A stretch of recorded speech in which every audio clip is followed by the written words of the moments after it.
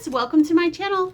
Well, today I'm gonna make a mini charm bag just like this one. I've made these before on my channel, but today I thought I'd do one again because I just sent out my autumn project, and that includes the quilt behind me, which is not finished yet, but that's a start on it, and this mini charm. And I suggested that you can make one of these bags, so I thought I would do one again, a tutorial right here on my channel, so I can show you how to make one. So I also included in the package this little pumpkin zipper charm.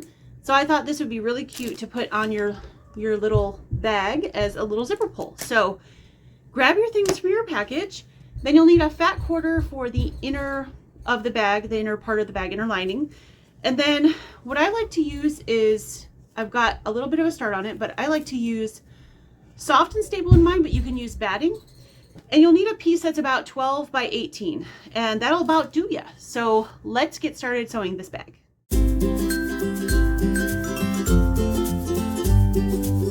So as you can see from the intro, I already sewed the squares together. Now there's 42 squares in the mini charm.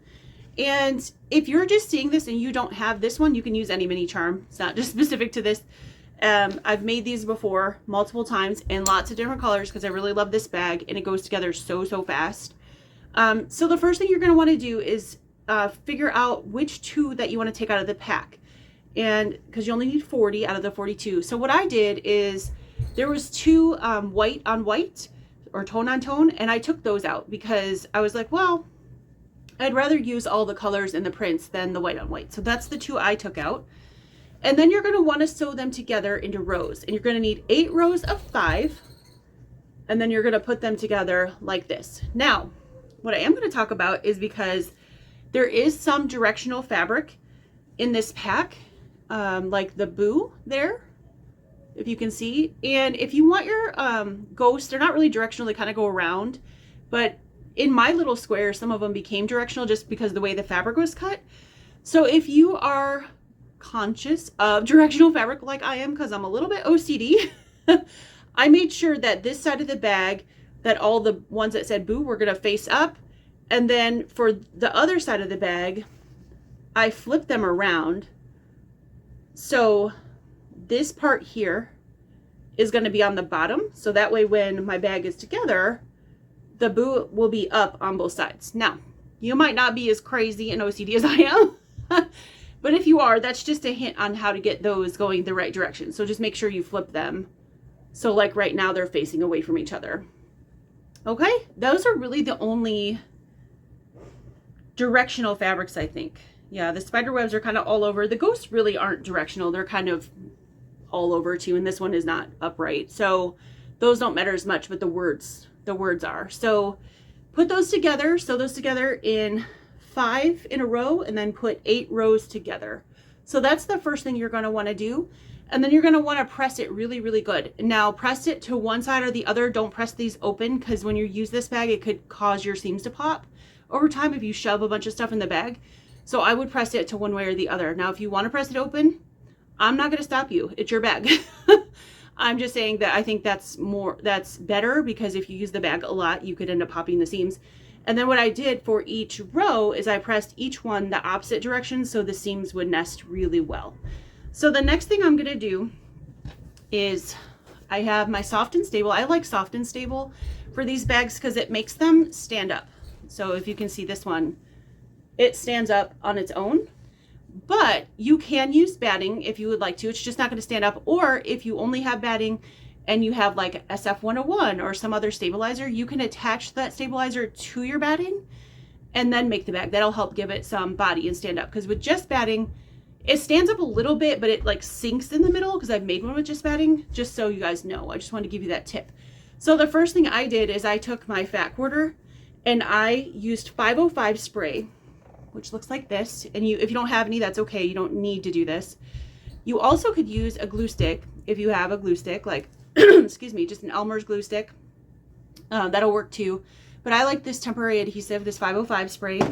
And I sprayed this, actually I sprayed it right on the soft and stable, and then I stuck this fabric to it so it won't move when I quilt this. So I'm going to do the same thing to this side, is I'm going to spray this on here And then we're gonna just do some basic quilting.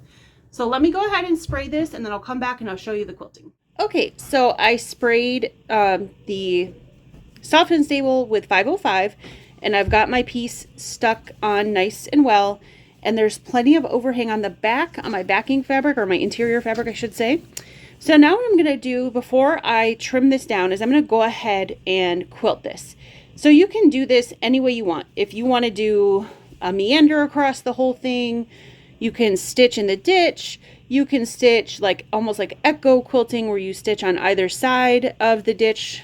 I'm just going to make this really simple and stitch straight lines right in the ditch on this one, just to make this go a little bit quicker.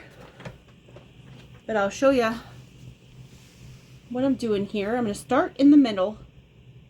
I like to start in the middle and go out, because sometimes if you start in the end, by the time you get to the middle, you've kind of pushed the fabric a little bit and made it pucker. So we don't want to do that. So I'm going to turn my stitch length up as well to a stitch quilting stitch length, about 2.5. I usually sew with a 1.8 or sometimes smaller depending on what I'm doing. And I'm just going to stitch right in the ditch between the two pieces. It's just stitching to hold it together basically. So that's it. Now you can do a decorative stitch. I've seen these made, and I've done one where I did a crosshatch, where I did diagonal lines going both directions. That looks really, really nice. And I also like when I've done the ones where I've stitched on both sides of the seam allowance, like about 1/4 inch. That looks nice too. So, but for time's sake here, I'm just going to stitch in the ditch, because those other things take a little bit longer, a little bit more concentration, but I don't think you'd want to sit here and watch me do all that for a half hour. So we're just going to do it this way. So I'm just going to keep going with this and finish up these stitching. So I started on this one and I went this way. So the next time I'm going to go one over this way. I just like to do it this way because I feel like it keeps the fabric from bunching up underneath. Now, even with it being sprayed with 505, it can still bunch up a little bit. Because don't forget, 505 is not a permanent, it's a temporary adhesive, so it does allow you to move your fabric. That's the one reason I like 505 spray, because if you place your fabric in the wrong spot, you can fix it. So I'm going to keep going like this and finish the whole top, and then I'll come back and show you what's next. Okay, so I have all my stitching in the ditch done. I even came out of the ditch a little bit in a few spots, but that's all right. I don't mind, because this is going to be my bag and it doesn't need to be perfect. So the next thing I'm going to do is I'm going to trim off all this excess Soft and Stable here. Really easy. And I'm just going to throw these pieces away.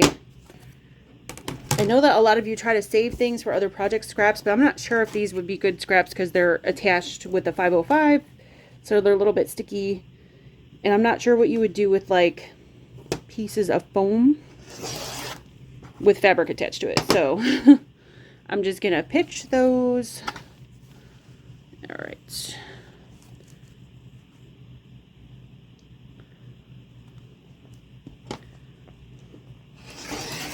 And I'm just trimming right up to the edge of the fabrics here. Go. One more side. And the next thing you're going to need after you trim this is you're going to need some kind of marking pen. I like friction pens, but whatever you like, because we're going to mark out the corners on this to make our box corners. Okay, that's done. So let me get my marking tools, and then we'll come back and I'll show you what to do next. Okay, the next thing you're going to want to do is grab your ruler and your marking pen, and we're going to make a square on the corners of all 4 sides of this bag that is 1 1/4 inches. So I'm going to find the 1 1/4 inch on my ruler.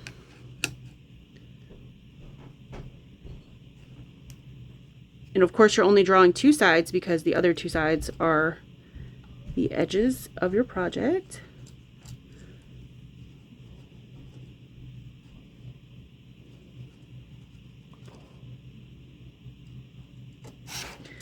And I'm not sure if you guys can see this, but I've got my square drawn there. So I'm going to do that on all 4 sides.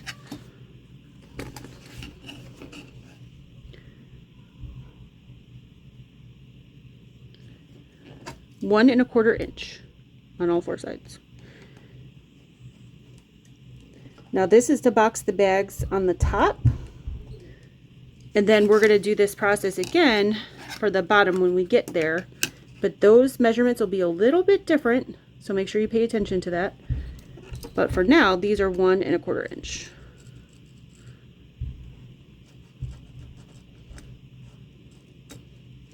And I recommend, we're going to cut these out after we get it all done, but I recommend cutting it with scissors, not a rotary cutter, because it's really, really easy to cut too far with a rotary cutter, and once it's cut too far, you can't fix it.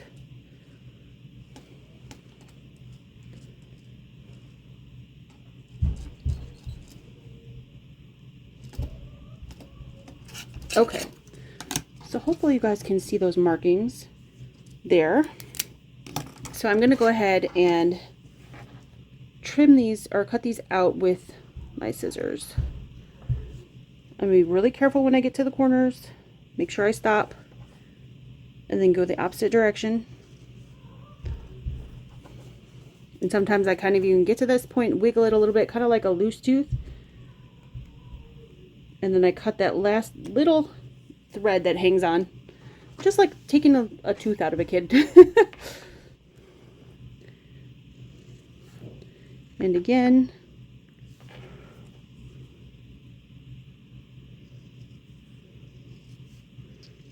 I came up with the tooth reference, so I didn't just popped in my head because I have 2 little boys that are in the process of losing teeth.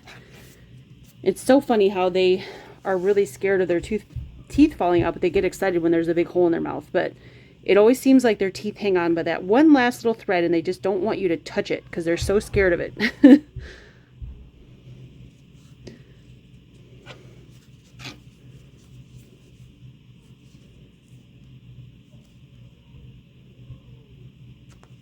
Okay, and one more corner.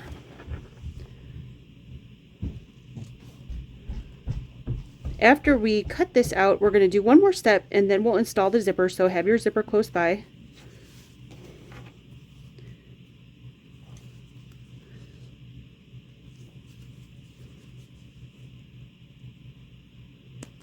There we go. All right. So that part is done. So I'm going to set this aside for just a second. The next thing we're going to do is we're going to create our little bag pulls. So these guys right here, this one and this one. It looks like I got a thread on this one. Oh, that's just a loose thing. So this one and this one here. So we're going to create these right now. So you have the option, and I've done it differently with different bags. I made one just recently. Let me grab that one. Where I put D-rings on them. So you can see that. This is not using mini charms, as you can see, but I just used the same dimension that the mini charms turned out to be to make this bag. But this one I put little D-rings on. Okay, so those you can clip keys onto or other things onto, or you can do it without. And this one is without. And either way, they're cute. So I think today I'm going to do it without, just because I've got my D-rings put away and I'd have to go dig for them. So what you need first is you need 2 pieces of fabric that are 3 inches by 2.5 inches. So 3 inches by 2.5 inches. Now what I did for my poles is I took the leftovers from the quilt. After I cut all the pieces, I had some scrap, and I cut these from scrap. So you don't have to have more fabric. You can just do it from the quilt if you got my project box and you're making this quilt. If you're making it at home, you have enough with the fat quarter that you use for the lining left over to make these little tabs. So if you're going to use 505, before you spray your fat quarter onto your backing, cut out your 2 little tabs first. Okay, so now we need to fold this guy. I've already made the one just to make it quicker and show you guys what we're aiming for here. So the first thing we're going to do is we're going to fold this in half. And for right now, I'm going to finger press it. I find this process to be a little bit easier. I'm going to finger press it, and then I'm going to open it back up, and then we're going to press the outer edges, because our goal is to encase those outer edges, raw edges, towards that center line that I just pressed. And then I'm going to do the same thing on the other side.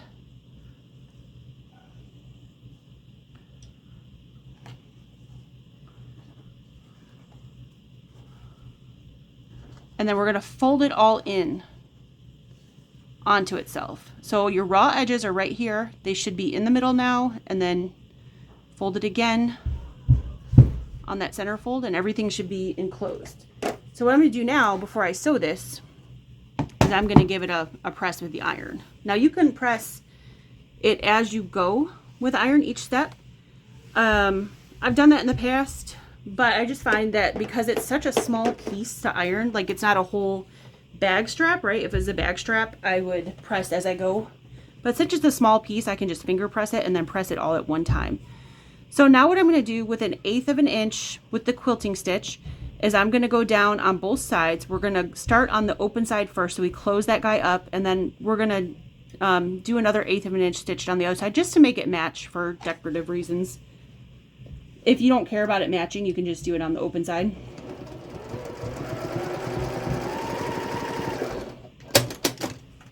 So we're going to do this.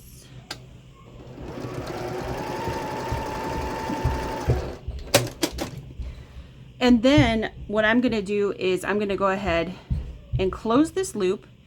Some people say to leave it open, like when you do a bag like this, and just close it when you do the seam allowance. But I find that it's harder to hold on to this piece if it's open, like you're trying to hold this and you're trying to hold the seam shut. So I like to sew it shut ahead of time, and I just use that little 1/8 of an inch. It doesn't have to be a perfect stitch, it's just to hold it shut until you get it sewn in the seam allowance. Okay, so I'm gonna grab my scissors because I got a bunch of loose threads here. And those two are ready to go. So for now, I'm gonna set these guys aside because we don't need them for a little bit. And I'm gonna grab my bag again, and then I'm gonna grab my zipper, and we're gonna install this zipper. So to install the zipper, we are going to go ahead and I picked a zipper that's really way too long. You probably only need like an 11-inch, 12-inch, somewhere around there zipper. Just make sure it's longer than this top piece right here, okay? But this is just one I had in my stash that kind of matched. It kind of picked up on the green in here, so I sort of liked it. I didn't have black, and I don't really love pink. I did have pink ones, but yeah, I kind of liked the green. It's kind of different. So the first thing I'm going to do is I'm going to leave my project face up. So this is the inside, this is the outside. So I'm going to have right side up, and I'm going to lay my zipper teeth down along the top of the project. Now, where did I put my wonder clips? Oh, they're there. I've got some stuff packed already for my retreat that I'm going to. So I've got things sort of scattered a little bit. Let me grab some wonder clips. Things are not in the normal spot, I should say. Okay, so I'm gonna wonder clip this on just to keep it in place. And then once we start stitching this, you're gonna stitch as close to, if you have a zipper foot, you can use it, but I'm just using my straight stitch foot to show you can use it with just a straight stitch foot. Because a lot of you might not have a zipper foot or not even know what a zipper foot is. I didn't know what one was until I was like sewing for 10 years. So, but you can just use a straight stitch foot. I'm going to start down here at this end, and I'm going to sew as close to the zipper teeth, and you can feel it through there, as I can get without sewing on the teeth. You don't want to sew on the teeth, you'll break your needle. And I'm going to back stitch at the front and the end just to keep the zipper in place. So let's go ahead and do that. So what I typically do is I put my foot down, my presser foot down, right next to, I can feel the teeth of the zipper right there, right next to it. And I'm just going to, oops, one thing I forgot to do is turn my stitch length back down. I don't want to use the quilting stitch length because this won't stay together. So I'm going to turn my stitch length back down to like 1.8. staying as close to the zipper teeth as I can. My foot is right next to it. Kind of go slow for this part. You don't want to go too fast, especially after you pull off your wonder clip, because your zipper will move. This is the speed demon telling you to go slow.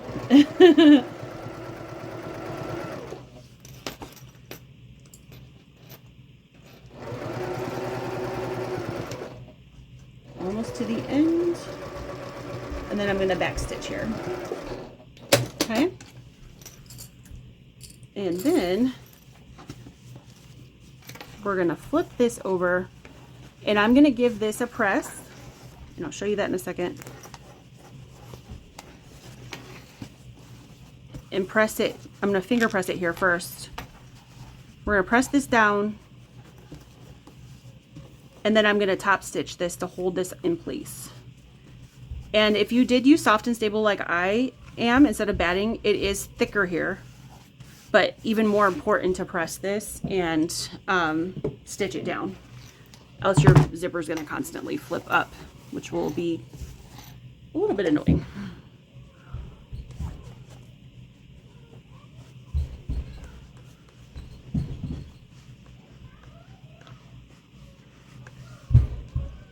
All right, there we go. So the next thing I'm going to do is I'm going to top stitch this, and I'm going to put it back to the quilting stitch that I was using, about 2.5, and top stitch it right on the edge there on the fabric, not on the zipper. So I'm just going to center that in my presser foot and stitch it right, have that go right through the center and stitch it.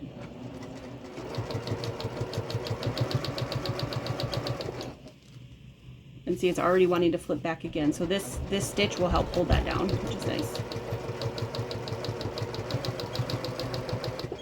It doesn't do that as much if you use batting and SF101, but I really like the soft and stable because it eliminates the need to use both, and it gives it that ability to stand up on its own. So I've got that stitched right there. So now that we've got that side done, I'm going to bring this side up, and we're going to stitch this zipper the same way that we just did, except this time I'm going to make sure that my sides and everything are all matching up, because you don't want a crooked bag. So I'm going to just put a clip on the side there.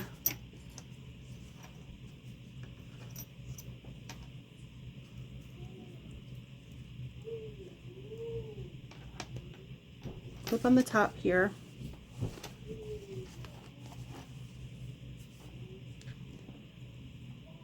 Clip here. Again, another clip. Where'd that go? Another clip on the top. And then let me grab another couple of wonder clips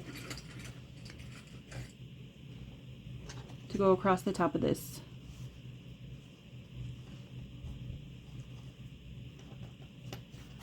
This guy here. Okay, so as long as it looks like everything's lined up, your sides are lined up, then you can go ahead and flip this guy over and do the same thing that we just did. We're going to stitch as close to the zipper tape as we can again. Oops. Keep moving my mat. I need to stick it down. All right, I got to put my stitches back down again because I had the quilting stitch on from doing the top stitch. I'm going to start off slow. I'm going to back stitch there.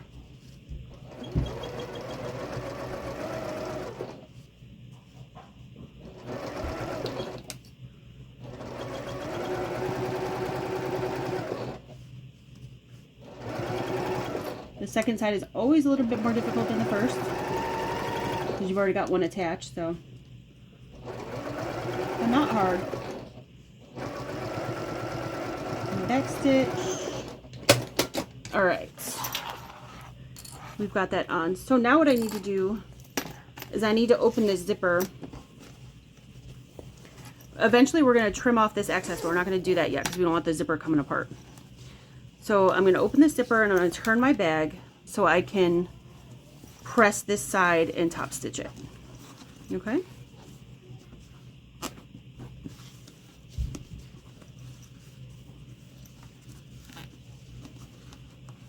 Oh, I've got to hang now.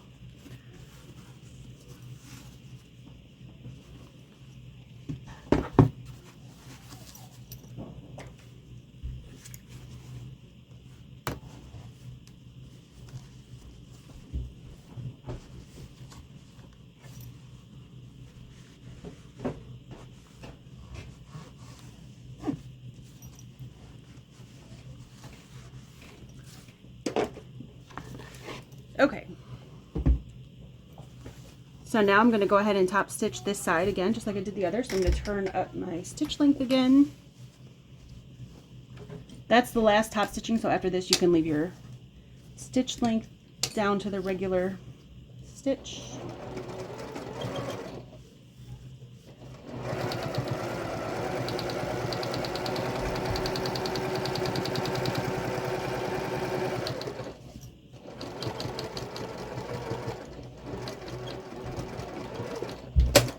All right, so we've got our nice top stitch there. Extra thread out. Okay, so that looks really good. So the next thing we're going to do now is we are going to zip this back shut again for now. And I think I might have twisted my zipper up here a little bit. Yep, I sure did. Okay, I'm going to put that back shut a little bit here. And I am going to, again, wonder clip these sides together. I want them to match up really well.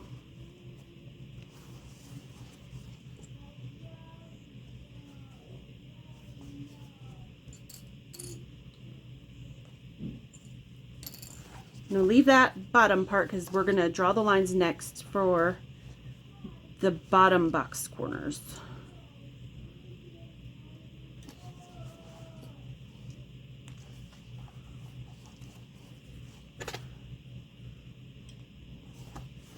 Okay, so I'm going to get my ruler out again. Let's see.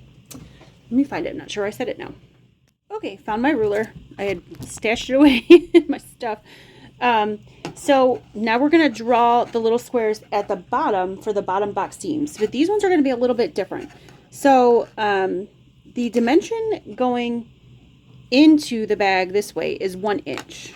Okay, but going down, it's 1 1/4.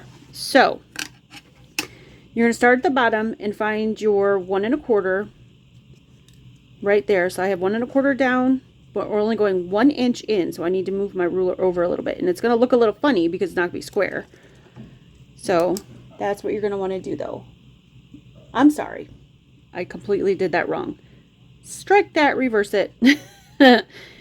It's 1 1/2 inches in and 1 inch down. I apologize for that. So strike what I just said.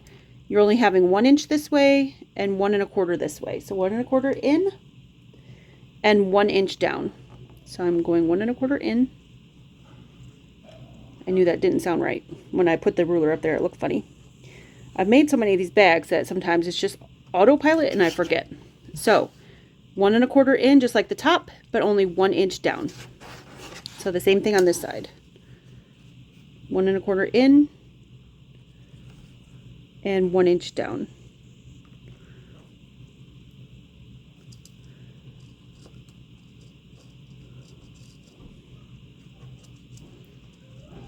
All right, so I'm going to go ahead and I'm actually going to clip this a little bit closer before I cut these out. I'm going to grab my scissors again, and we're going to clip these out just like we did the top ones.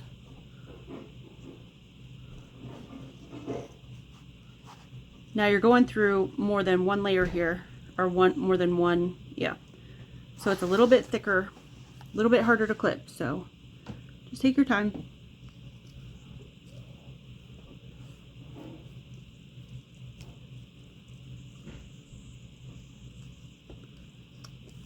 Okay, that one came out.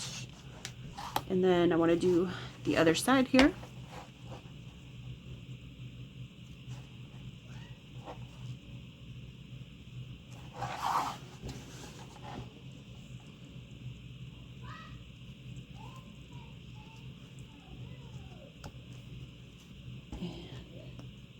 Those little threads. All right, got that side done. Okay, so the next thing I'm going to do, first of all, make sure my stitch length is back where it needs to be to the smaller stitch length, is we're going to sew down each side of this bag. Now, if you have a machine with a zigzag, if you want a zigzag, that's fine. I find that these really don't ravel that too much, so I don't I don't mind, and I'm the only one who's going to see the inside of my bag. But if you want yours to look a little bit more finished, you can use a zigzag down each side. But I'm just going to do a straight stitch 1/4 inch down each side of this bag. So we're going to do the sides first, and then we'll do the boxed corners.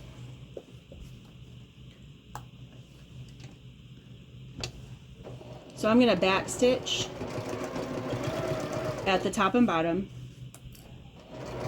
Again, just because when I start using this bag, I don't want to pop my stitches open.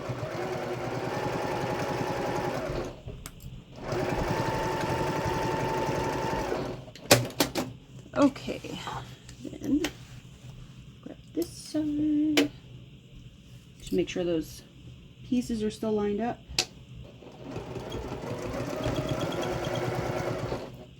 Then we're going to do the bottom of this bag first. We're going to box the bottom. But before we do that, definitely make sure that your zipper on top is open probably at least halfway. You don't want to make this whole bag and then figure out that the zipper has been enclosed and you can't get in it. That would really stink. Okay, so I've got it open a little bit. I'm going to open it just a little bit more because my hands are kind of big, so I need to make sure it gets in there. So the next thing we're going to do is we're going to finish up the bottom corners, and I like to call this fishy mouth because I think it looks like a fishy mouth when you go like that. So we're going to bring our fishy mouth together, and you can lay this to one side, the center seam here, and then you're going to just stitch 1/4 inch from one side to the other. Again, I'm going to back stitch here, and a lot of times I back stitch over the center thing, the center piece too, just to hold it because it's really thick there. I want to make sure it's not going to come apart. So you can just kind of squeeze the rest of your bag. So I'm just going to go 1/4 inch right across there. So again, your bag looks like this right now. Push these together like a fishy mouth, and we're going to go ahead and stitch this. And we're going to do both sides down here.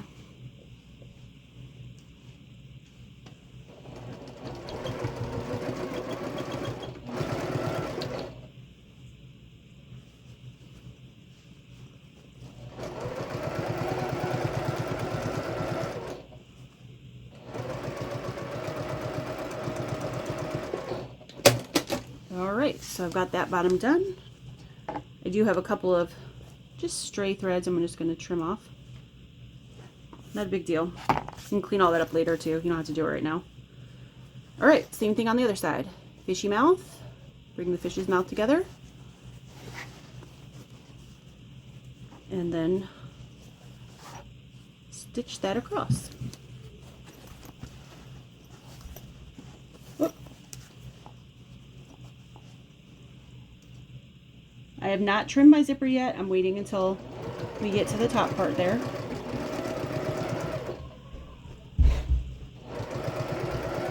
I am back stitching over the center just because I have a really thick seam there with that soft and stable. But you don't have to do that, especially if you're using batting. You don't need to do that. All right, so I've got the bottoms of my bag done, so it'll stand up now. So now what I need to do is go up here to the top and do the same thing to the top of my bag. So what I'm going to do first is I'm going to go ahead and stitch across my zipper. You need to go very slowly when you stitch across the zipper teeth, but I'm going to stitch across my zipper here so I can trim some of this off without losing my zipper pull. Okay.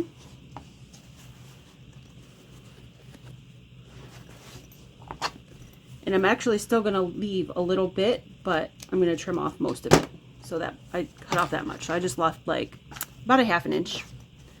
I'm do the same thing on the other side. Now the other side's a little trickier because the zipper is not put together. So you're going to have to sort of hold those teeth together.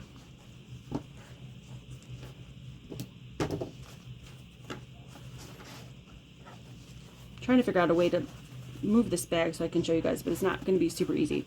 So you're going to have to sort of hold the teeth of your zipper together and sew across it. I hope that makes sense. It's really a hard thing to kind of show.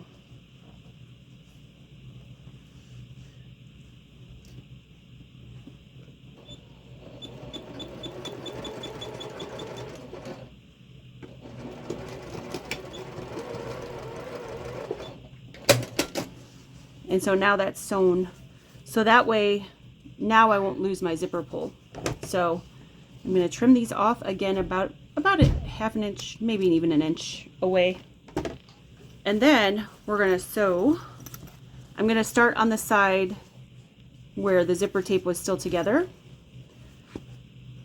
And we're going to do the same thing. We're going to do the fishy mouth, but before we do that, I'm going to grab my tab. This is where the tabs come in. And I'm going to put that there first. And I'm going to line all this up, and I'm going to push the tab in, make sure the tab is on the loop part is going to the inside, or what will be the outside of the bag, but inside for right now, because we're inside out right now. Else you're going to have a loop on the inside of your bag instead of the outside. So we're going to put that right there, and then I'm going to sew 1/4 inch all the way across. It's kind of a lot of stuff to hold, and that's why I like to sort of sew those tabs closed rather than having to hold that as well before I do this part. I'm going to back stitch again here. And then when I go over the center here where the tab is, where the zipper is, I'm definitely going to back stitch. There's lots of layers here.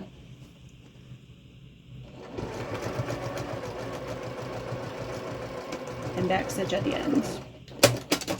Okay, now once you've sewn all that on, you can trim all this stuff off. You can trim this excess zipper stuff off. You can trim even the end of the zipper, or of that tab that we made that's sticking through, and make it more even with the edge of your bag here, so you don't have all this bulk. All right, and again, you can zigzag that if you like, if you want it to be more sort of finished looking, I guess. I'm not making this to sell or anything. I'm just making it for me, so it doesn't bother me. So again, fishy mouth. I'm gonna grab my other tab. We're gonna stick that inside there. I'm gonna try to line that up in the center on the zipper and with the center seam. And if you want to wonder clip all that in place, you can too. I'm sort of winging it, but I guess that's another option. You can also wonder clip all this together. That'll help you hold it all. And then we're just going to go ahead and sew this. 1/4 inch and back stitching.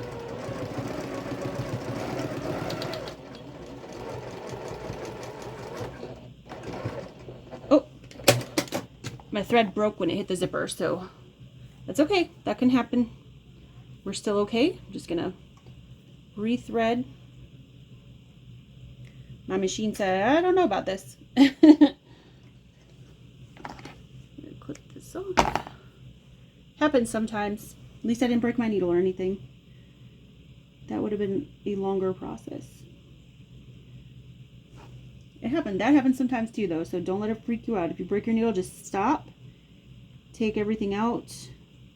Take your needle out. Put a new one in. But also check in your bobbin area really good. Make sure there's no fragments of the needle. That kind of thing. You don't want that to happen. Okay, back in business. So we got about halfway. I'm just going to go back a few stitches, back stitch, and press on. And this is the thick part where my thread broke.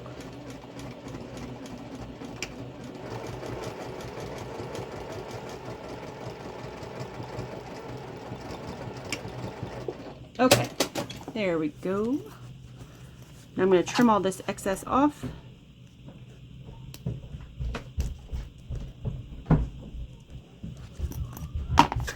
You can use your rotary cutter for that too. That'll trim that really well. And hopefully if I did this well, everything will have gotten caught in that seam. We're going to flip this bag right side out now. And poke these corners out. If you have a corner, like a purple thing, that'll help you poke out corners, or you can just do it with your fingers like I am. It's not a problem. This bag is a pretty decent size. The corners aren't too small that you can probably just poke them out with your fingers. There we go. And there we have our little bag. So cute. And see, with the soft and stable, it makes it nice and sturdy so it stands up on its own. And I'm going to get the little charm out that I sent you guys in the package. I got one for myself too because I knew I wanted to make this. Okay. All right. So here we go. I did use a By Any zipper. I like her zippers the best. I like the wider zipper tape that they have. So there it is. The little pumpkin. So cute.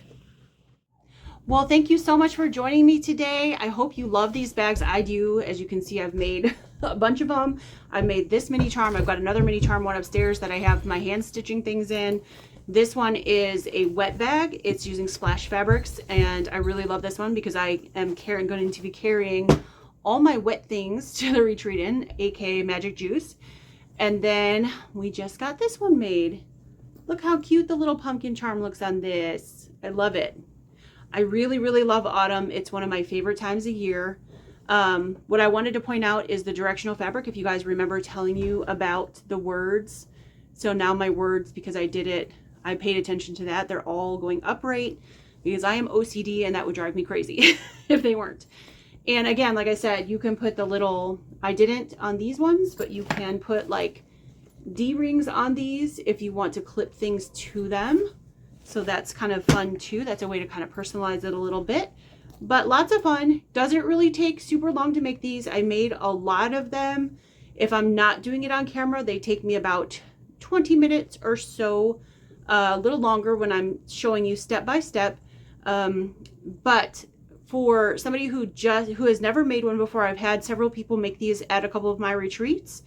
And for somebody who had never made a bag before, it took them about an hour. So not even for a beginner, not a super long project. So I hope this video helped you, and I hope you enjoy your little bag, whether you're using the mini charm from my project box or if you've got one at home on your own that you're going to use because you didn't get my project box, which is totally okay. I hope you have fun. Enjoy. Again, you need a mini charm pack, a fat quarter, and then a zipper and some either soft and stable or SF 101 and batting to make it stand up. All right. Thanks, guys. See you soon. Bye.